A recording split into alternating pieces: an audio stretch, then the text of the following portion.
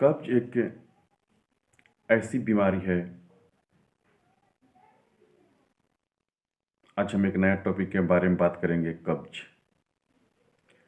कब्ज एक ऐसी बीमारी है जिस बीमारी में शरीर से मल त्याग करने में पेशेंट को बहुत ज़्यादा परेशानी होती है,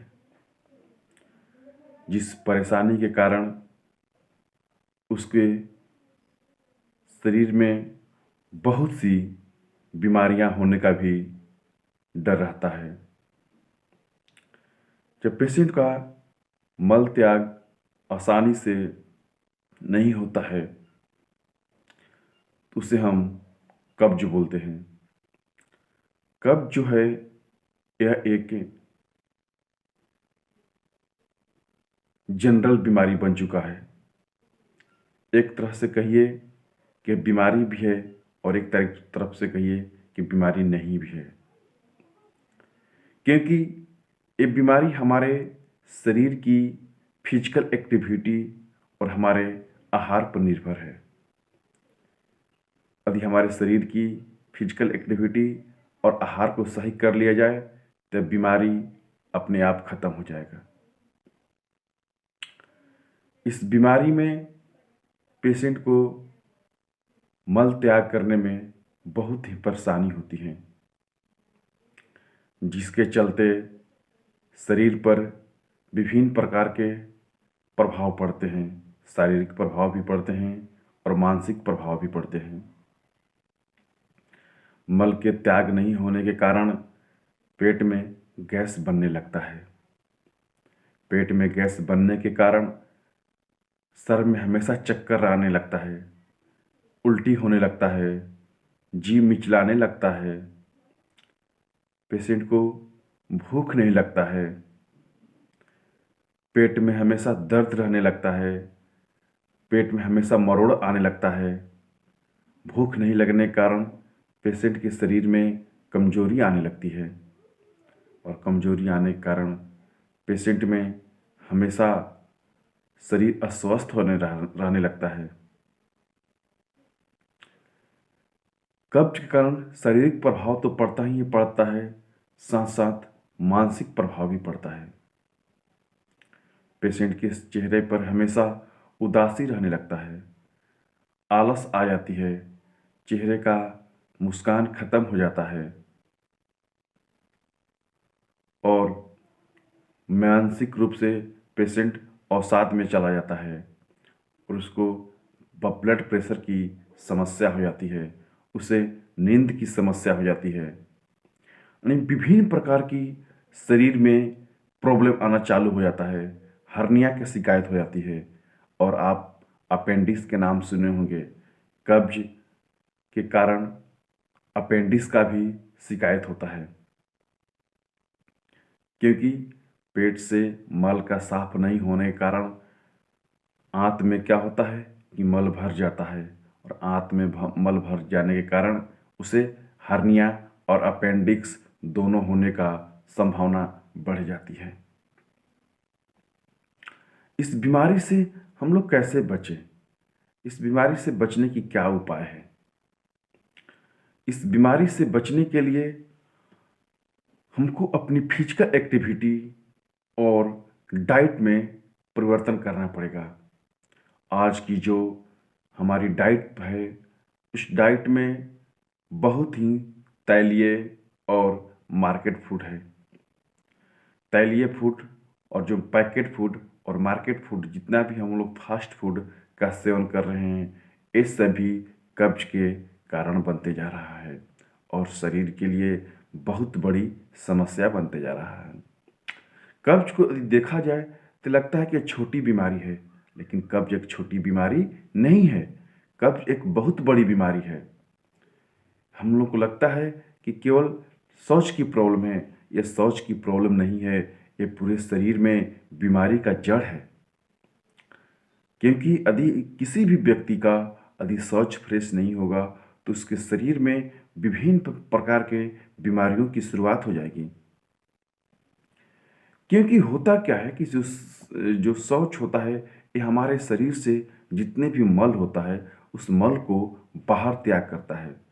इस शरीर से मल का बाहर त्याग नहीं होगा तो शरीर में गंदगी फैल जाएगी।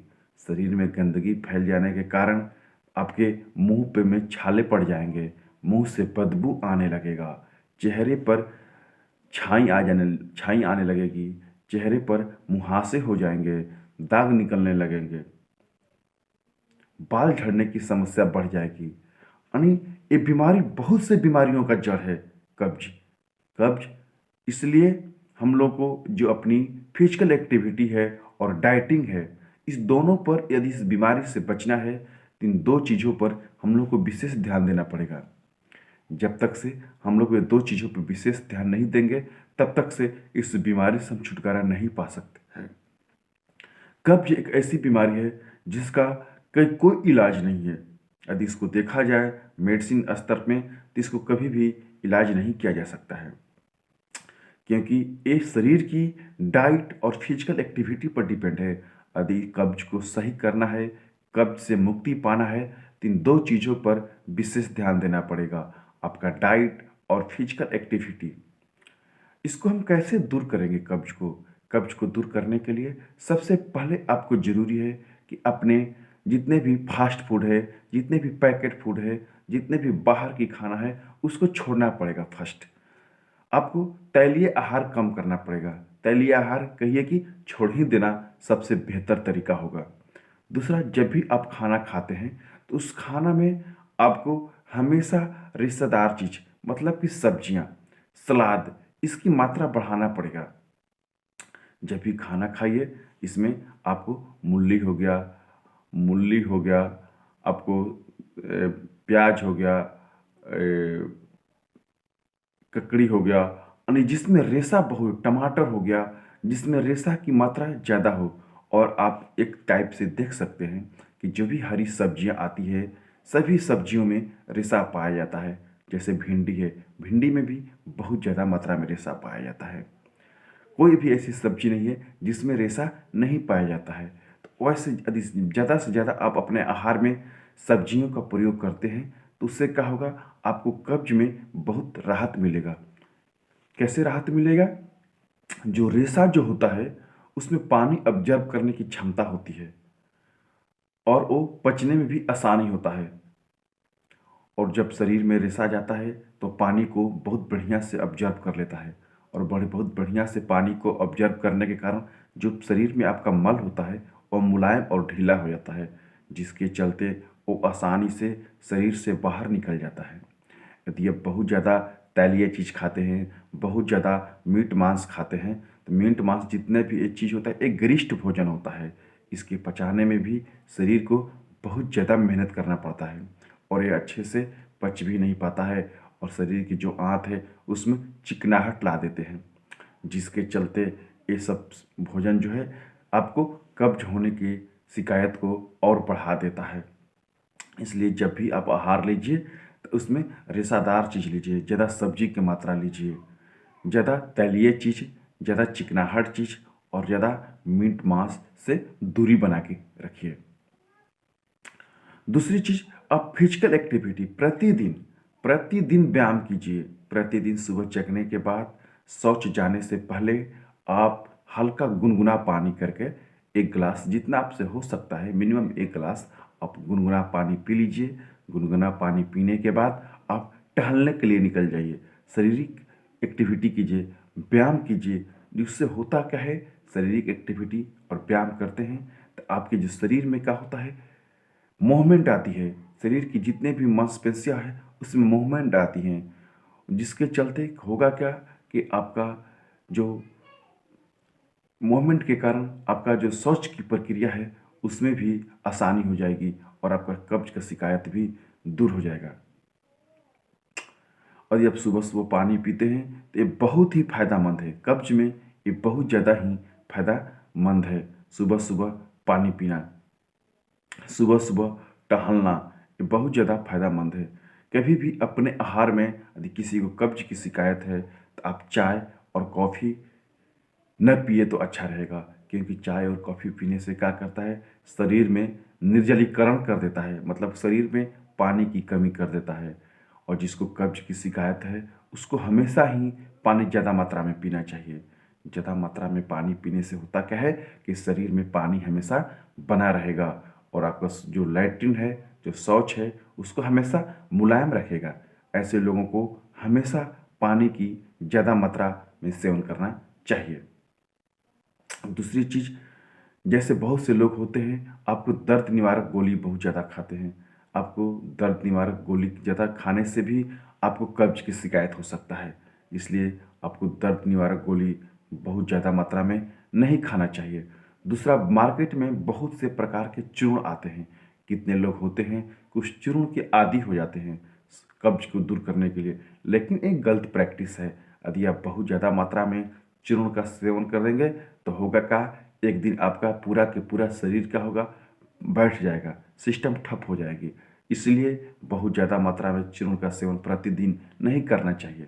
यदि आपको कब्ज की शिकायत है, यदि आप इसको दूर करना चाहते हैं तो इसके लिए सबसे बढ़िया उपाय है, अपने तो आहार में फाइबर की मात्रा बढ़ा ही लिए हैं। दूसरा, रात में सोते समय सफगोल की ले लीजिए, भूसी आता है बाजार में, उसका 1 चम्मच लेकर दूध में मिला दीजिए। बढ़िया से दूध में मिलाने के बाद उसको पी जाइए। यदि दूध नहीं है तो पानी है तो पानी में मिलाकर पी लीजिए।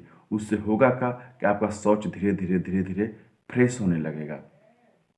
उससे भी नहीं हो तो मुनक्का आता है, 10-12 मुनक्का रात में भिगो दीजिए और भिगो कर उसको बढ़िया से खा लीजिए। उससे भी क्या होता है, कब्ज में राहत मिलता है।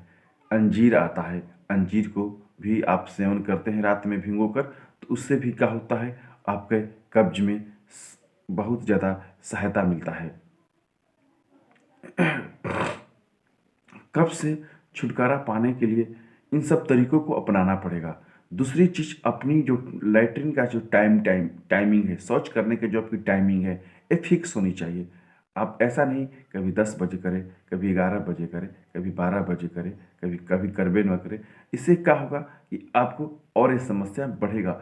एक फिक्स टाइमिंग कर लीजिए और उस टाइमिंग में ही प्रतिदिन जाकर शौच कीजिए। उससे क्या होता है कि हमारे शरीर में एक बायोलॉजिकल घड़ी होती है, वो अपने टाइमिंग के अनुसार से आपको इंडिकेशन देती है कि हाँ आपका टाइमिंग हो गया है। यदि आप उस इंडिकेशन को समझते हैं, आपको दिमाग में एक सेंस आता है, आपको कि हाँ जी आपको ये चीज़ करना है। यदि आप उस सेंस को समझ लेते हैं और उस टाइमिंग पर आप वो चीज़ को करते हैं तो आप उससे क्या होगा कि आपको कब्ज में राहत मिलेगा, क्योंकि एक ही टाइमिंग में आपको उससे सेंस मिलेगा तो आपको धीरे धीरे शौच की समस्या से आप दूर हो सकते हैं। जैसे बहुत से लोग होते हैं कि हमेशा ट्रैवलिंग करते हैं। ट्रैवलिंग भी बहुत ज़्यादा करने से क्या होता है, शरीर की जो गतिविधियाँ हैं वो बदल जाती हैं। शरीर की गतिविधियाँ बदल जाने के चलते ही आपको कब्ज की शिकायत और बढ़ जाता है। कब्ज की शिकायत आपको और बढ़ जाता है। जैसे आपको थायराइड की शिकायत है, जिसको थायराइड की शिकायत है, उसको भी आपको कब्ज की शिकायत हो रहता है हमेशा। इसलिए इस पर भी ध्यान रखना चाहिए। दूसरी चीज़, डायबिटीज पेशेंट को भी कब्ज की शिकायत बहुत ज़्यादा होने का डर रहता है। इसलिए इस टाइप के जो पेशेंट हो उनको और भी अपने आहार के ऊपर विशेष ध्यान रखना चाहिए। दूसरी चीज़, हम लोग कैसे इसको दूर करें। यदि कब्ज को जितने भी बातें बताया गया है, यदि इस पर विशेष ध्यान दिया जाएगा तो निश्चित है आपको कब्ज से छुटकारा मिल सकता है। क्योंकि ये कब्ज एक छोटी बीमारी नहीं है, कब्ज एक बहुत बड़ी बीमारी है। इससे छुटकारा पाने के इन सब तरीकों को अपनाना पड़ेगा, तभी जाकर कब्ज से छुटकारा मिल सकता है।